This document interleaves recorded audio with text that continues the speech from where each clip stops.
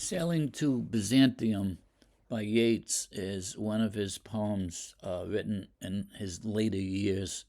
And it seems to me that he was obsessed with the idea of having grown old. For many of his poems, refer to that concept of uselessness of being old and being viewed by others as someone different from the younger generation. So he had that concept in his own mind of what people thought of him as an old man. And the irony is that he was only 60 years of age, which is not considered old. I mean, more like 80 or something older than that would be an older man. But this is one of his themes that comes up in many of his poems, and I just want to mention that because you will probably see that, especially in the first and second stanza. The poem itself explores the theme of aging, right, and mortality, much like Emily Dickinson. She was focused on mortality and death. Well, this poem deals with that concept of people dying and disappearing from the face of the earth in memory as well. And what he does here, he explores a means or the power to transcend the limitations of his physical life and go into the eternal. Of course, that would be wonderful if one could do that. But the point is that it's not something novel. Shakespeare, in most of his sonnets, deals with that idea of preserving, for instance, the beauty or the love of the beloved in a sonnet. And he said that the sonnet would be a vehicle to carry on through the centuries for future generations to read and discover or understand how deeply someone loved the beloved and how beautiful that person may have been. So that concept comes up in this poem as well. So I'll read the poem, and before I do, there are three words in here that might cause you to stumble. One is the P-E-R-N-A, pern, and that would be pretty much like a bobbin, to spin, to gyrate, to turn, quickly, circulating up through, in this poem, the cone of time, the pern, spinning and coming out to encapsulate the writer here. So he wants to be caught up in this cone of time. And the word gyra, think of gyrate, it's a circular motion spinning around like. And then the third word, you probably know this, is artifice. And that's a clever device or a maneuver or a strategy, means to gain an end, an ingenious contrivance. Well, I think it would be more like a vehicle that you create to achieve something, all right? So it's the root of it comes from the same root of artificial, something that is handmade as opposed to natural, okay? So those are three vocabulary words. I'll read the poem through, and then we'll go back and analyze it. Sailing to Byzantium.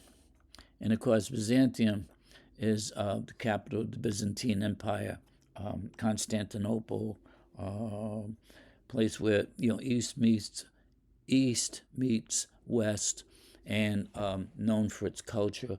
And there are beautiful shrines and churches there in Constantinople. Constantine, in the year 313, converted Rome to Christianity. And there are beautiful churches and mosques today because now it's no longer Constantinople, it's Istanbul. But anyway, there you will see these beautiful tapestries and mosaics. Now, a mosaic is created from tiny stones, and when you move away from it, you can see an image created by the arrangement of the stones. So those stones might be, chips of glass and colored colored stones or glass, whatever. And he refers to that in the poem because he wants to. This is also an ode because he addresses the sages in the third stanza to do something to they're embedded within the stones of the mosaic, and he calls them forth. He evokes them to come out and do something for him, as we'll see in the third and the fourth stanza of the poem. All right, so the very first word, that, and this is the only time I'm going to explain something. I'll come back to it later, but that is referring to Ireland, the home of his of the poet Yeats. Okay, he's from Ireland. He's an Irish poet, and he's speaking about his own country. So he says, that is no country for old men.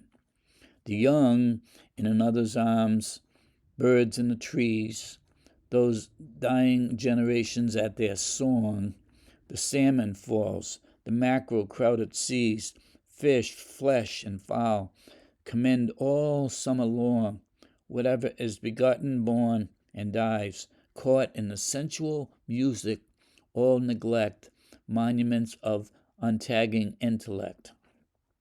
An aged man is but a paltry stick, a tattered coat upon a tattered stick, unless soul clap in hands and sing, and loudest sing, for every tatter in its mortal dress, nor is there singing school, but studying monuments of its own magnificence.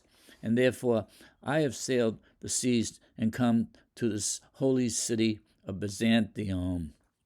O sages standing in God's holy fire, as in the gold mosaic of a wall, come from the holy fire, burn in a gyre, and be the singing masters of my soul. Consume my heart away, sick with desire, and fastened to the dying animal, it knows not what it is, and gather me into the artifice of eternity. Once out of nature, I shall never take my bodily form from any natural thing, but such a form as Grecian goldsmiths make of hammered gold and gold enameling, to keep a drowsy emperor awake, or set upon a golden bough to sing to lords and ladies of Byzantium of what is past or passing or to come. All right, anytime you read a poem for the first time, it's natural for you to be like overwhelmed and not know what's going on in it. Okay, so if you feel that way, don't feel bad, because that's how most people would react to this poem, because you don't know what's coming, and you almost forget what you just read, so you get kind of like lost in the poem. But if we go through it slowly, we'll see some of the ideas. Okay, I'll take it as stanza at a time. So let's look at the first stanza. He says, Ireland is no country for old men. Why? Because all about you see young people, dancing and hugging each other, and making love and being merry, and you see it in the birds and the trees. Those dying generations, they come and then they go, like they appear on the earth, and eventually that generation disappears. So all of those at their song. And the word song here, this is going to be a recurring motif. Motif is something that comes up in different ways, the same idea of the song, but he portrays it differently in succeeding stanzas. So they're at their song. What is their song? Living and enjoying life, all about. And now he goes into the what he calls the fish, the fowl, and the flesh. Okay, those three things.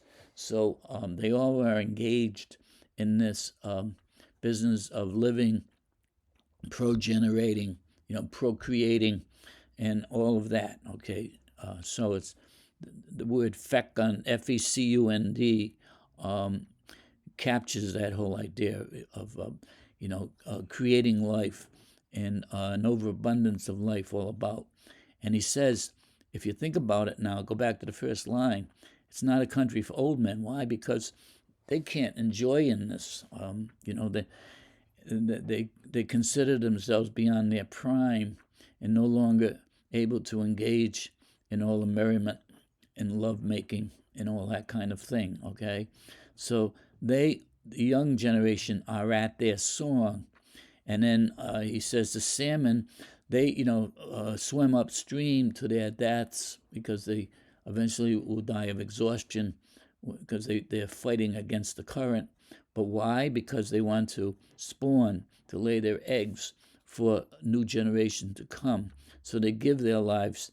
So it's almost like that Heraclitean idea of things, burning out and a new thing coming on the scene. So it's a regeneration continuously. And then mackerel, crowded seas, same idea. The fish, the flesh, we saw in the first stanza, and the fowl, the birds. Okay, commend.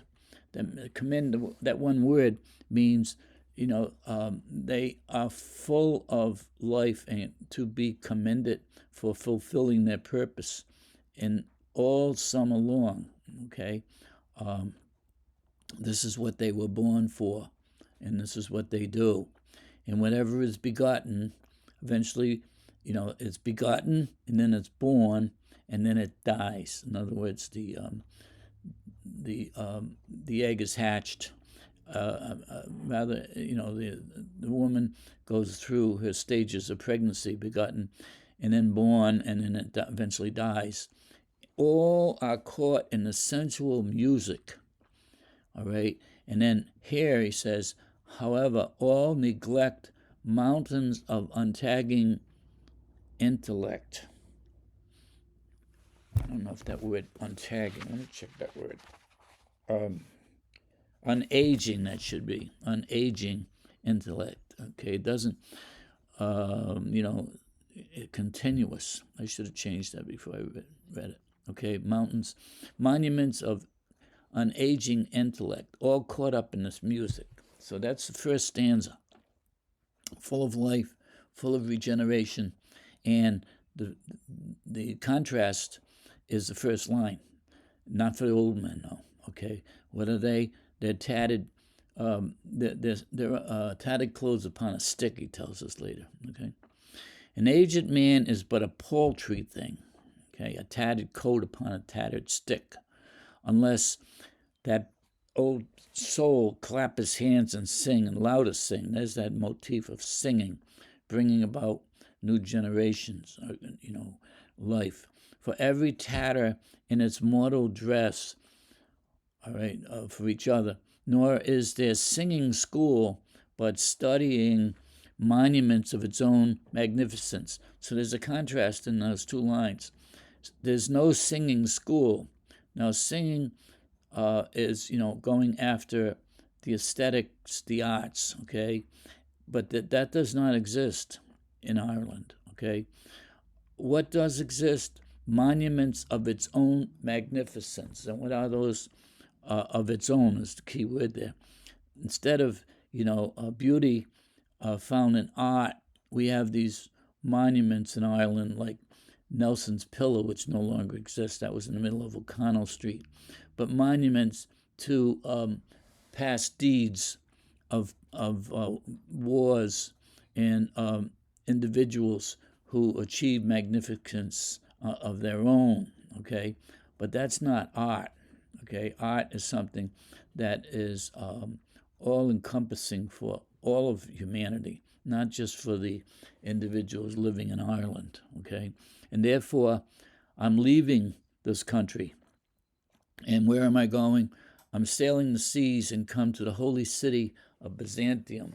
Now, of course, this is only metaphorical, all right? He's not literally doing this, all right? But he's suggesting that he's leaving behind this dullness found in the everyday quotidian of life in Ireland, gray stone houses, and there's no artwork, there's no aesthetics, and he's leaving. There's a contrast there. So all through the poem, you have contrast between what he sees and what he wishes, right? And now in the third stanza, it becomes an ode, because in an ode, you're crying out to someone. And here he says, "Oh, sages standing in God's holy fire, as in the gold mosaic of a wall that I told you about, these beautiful mosaics found in Constantinople. Come from that holy fire, Vern and Agaya." There's another misspell, Gyre, Vern and Agaya. So that's what I'm talking about. Like, spin out of that and come and grab me, snag me, and bring me into that vortex of that cone of time, and bring me back to the age of antiquity. Create in me something metaphorical rather than material. Okay, consume my heart away. Sick with desire and fastened to the dying animal. That would be, we are animal. It's either vegetable, mineral, or animal. So mankind is part of the animal kingdom, and as such we die. Okay, so my soul is fastened to the dying animal in me. It knows not what it is. So gather me into the artifice of eternity. So there's the artifice, like the creation. Create me anew. Make me something other than my natural body, so that I may engage in this beauty of eternity found in the mosaics, for example, in Byzantium, which is a symbol of culture. Okay, and then the last stanza: once out of this body, this natural body, this animal body, I shall never take my bodily form from any natural thing. In other words, I will have been done with that. I will now be part of the immaterial order of things. And then this is what he describes it as, almost like a Grecian goldsmith hammering gold and gold enameling into my form, creating me a form. So it'd be like, in this case, it's going to be a bird. He's going to be the image of a golden bird hammered into gold, all right, by these Grecian goldsmiths. Don't forget, he's referring back to these sages who are capable of doing this deed, all right? So once out of nature, I shall never take my bodily form from any natural thing, but such a form as Grecian goldsmiths make of hammered gold and gold enameling, to keep my purpose then will be to keep a drowsy emperor awake by my song, and set upon a golden bough to sing to lords and ladies of Byzantium of what is past, of passing, and to come. So it's almost like a glorious image of him living throughout eternity as this artifice that has been created by the gods, and he will leave behind his natural body. So the poem is the power of trying to transcend the limitations of a physical body and becoming almost like a symbol of something that lives on in eternity. So that's what the poem is about. Now I'm going to show you why I think the poem is somewhat ironic. All right. So first of all, poem is structured in the format of 4 stanzas. Each is 8 lines, and they use the line scheme A, B, A, B, A, B, and then C, C. So these last 2 lines somewhat reflect on the previous 6 lines in some way, and I say it's almost like a soft way of either a summary or an extension of thought, okay, mildly commenting on it. The poem becomes an ode in the first line of the 3rd stanza, when he addresses the spirits, saying, "O sages, standing in God's holy fire." Overall, the entire poem addresses the concept of the limitations of the physical world and our intellectual incapacity to attain and appreciate enduring beauty of the eternal, which can be found only in the world of art. And life is a Heraclitean cycle of all things in creation being begotten, birth, and then dying. Okay, Heracles was a Greek philosopher, and he believed, the idea of the four elements of life are earth, air, wind, and fire. And that fire is the most enduring because everything does eventually corrupt and fall into ashes and regenerates. So that's like the most important of the four, fire. So he talks about that coming out of the fire and being molded into an image of a golden bird. In many of Yeats's later poems, he seems to be obsessed with the idea of growing old and having to cope with the world of the fading past, like his fading past as a young man. He considered, that as the prime of his life. And once he has gone beyond that, life does not seem to offer much to him anymore. In this and in other poems, he dwells on what it feels like to be thought of as an older person, as seen through his own eyes, as well as being seen through the eyes of others. Now, there's a poem called Among School Children, and I do that on this blog elsewhere. You can read that, and the same image comes up in that as well. And then some of his poems are even entitled On Growing Old, and so he's always reflecting on that. One image that reappears in these later poems is that of an elderly person depicted as a paltry thing, a tattered coat upon a tattered stick. And among school children, he refers to himself as a comfortable kind of old scarecrow, and to the great dead philosophers as old clothes upon old sticks to scare a bird. Aristotle and Pythagoras and Plato, and he refers to them specifically as that. Okay, now they're all dead, gone. Here in this poem, alluding to himself, he again conjures the same image of a tattered coat upon a tattered stick. It would seem that he considers the prime years of one's life as those filled with the pursuit of sensual pleasure, and the years thereafter void of significant meaning. He says fish, flesh, and fowl all pursue the same lure. And in the other poem, he calls it the honey of generation that had betrayed. The honey of generation had betrayed. And the honey, of course, is this sexual urge to regenerate, okay? In other words, the sexual urge to procreate, and betrays, because in that poem, he gets into how one is betrayed by the pleasures of sex. All right, and you can read the other poem to find that. In this opening stanza, his opening line says, "That is not a country for old men." Yeats is talking about his own country of Ireland, past his prime at the age of 60, which is ironic.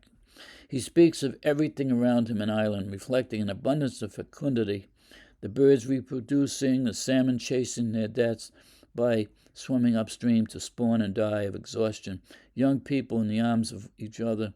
He introduces the first motif of music, saying those dying generations at their song, and that's what the song is, chasing each other, are all caught in the sensual music of love and regeneration.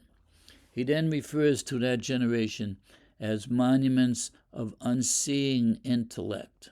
So that's a fault, okay? He is pretty much faulting his generation for pursuing the wrong ideals in their minds. This statement reinforces this contrast between the carnal and the spiritual, carnal pertaining to the flesh, spirit to the mind. A monument is a visible structure calling our attention to some outstanding quality of a people, such as a victory or a singular outstanding person for his achievement.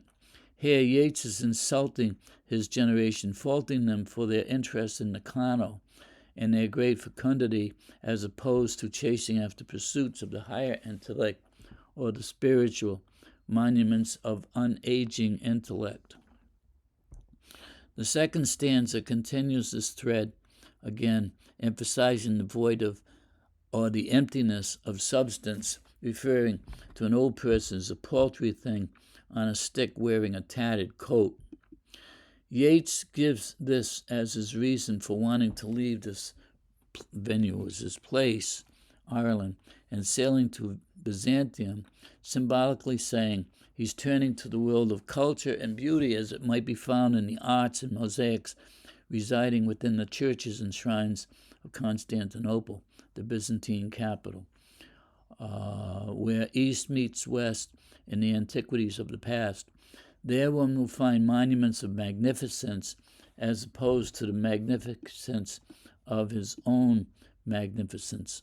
Monuments of its own magnificence, as I already said, dull memorials of battles, politics, past events in Ireland's history.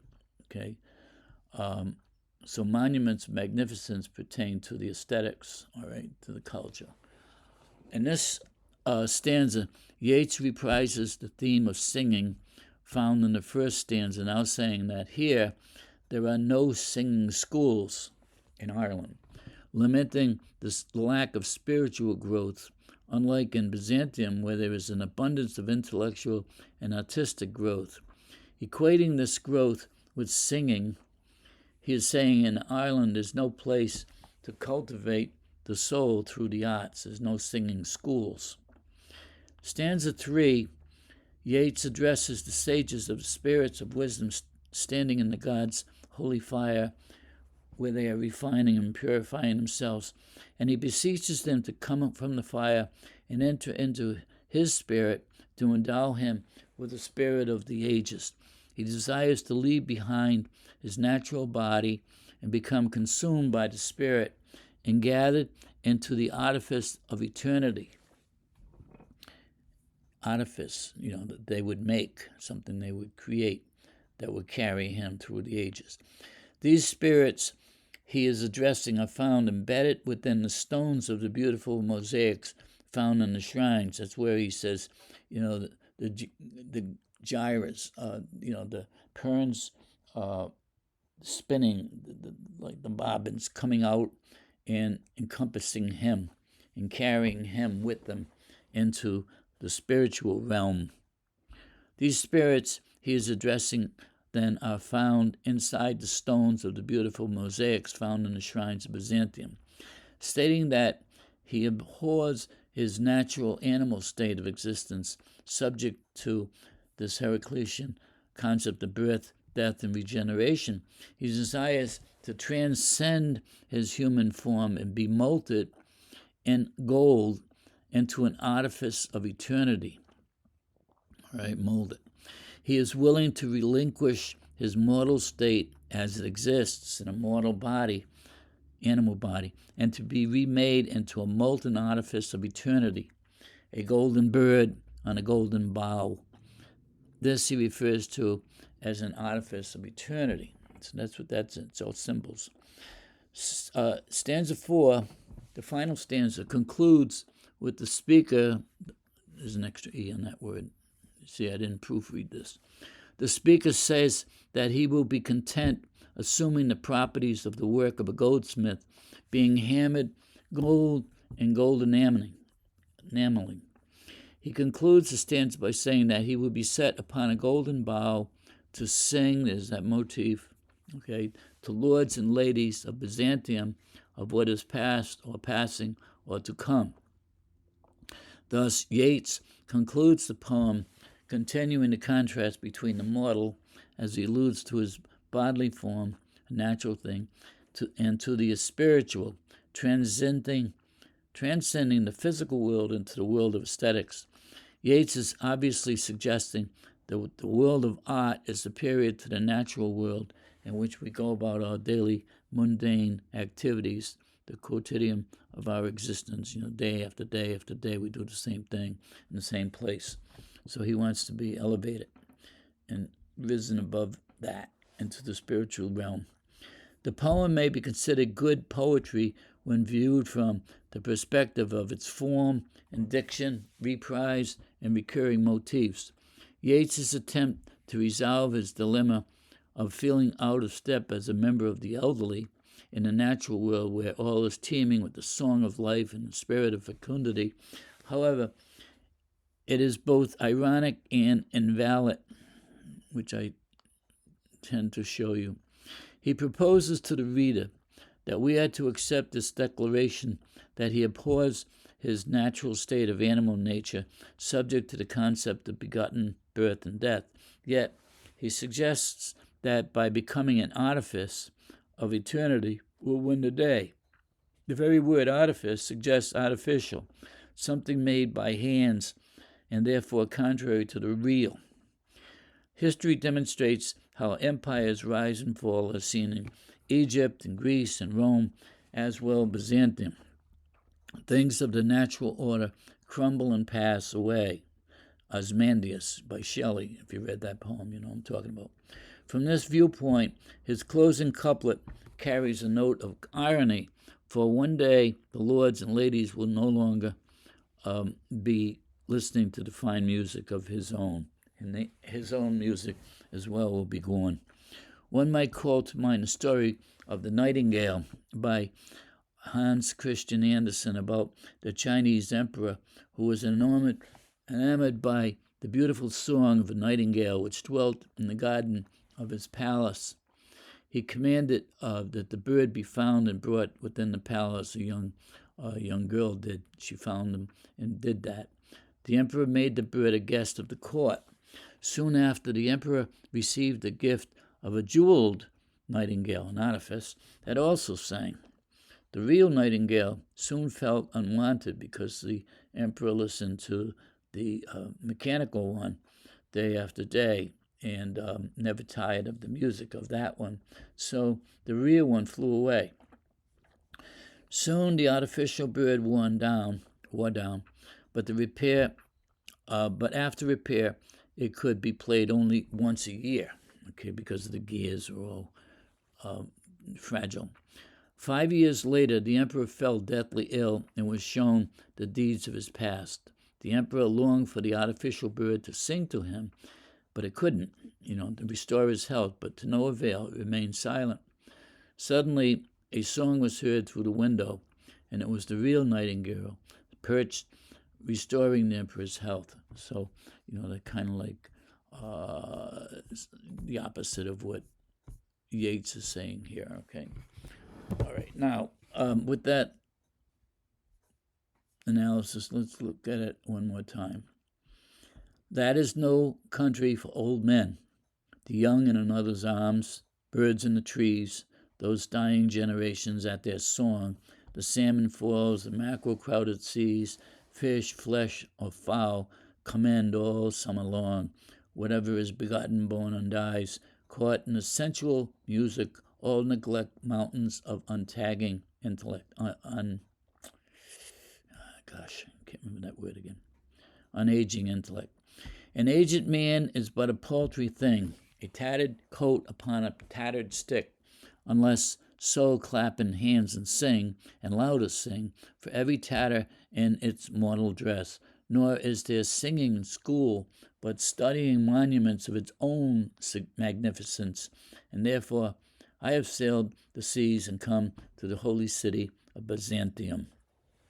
O sages, standing in God's holy fire, as in the gold mosaic of a wall, come from the holy fire, burn in a gyre, and be the singing masters of my soul. Consume my heart away, sing with desire, and fastened to the dying animal it knows not what it is, and gather me into the artifice of eternity. Once out of nature, I shall never take my bodily form from any natural thing, but such a form as Grecian goldsmiths make of hammered gold and gold enameling, to keep a drowsing emperor awake, or set a golden bow to sing to lords and ladies of Byzantium of what is past or passing or to come.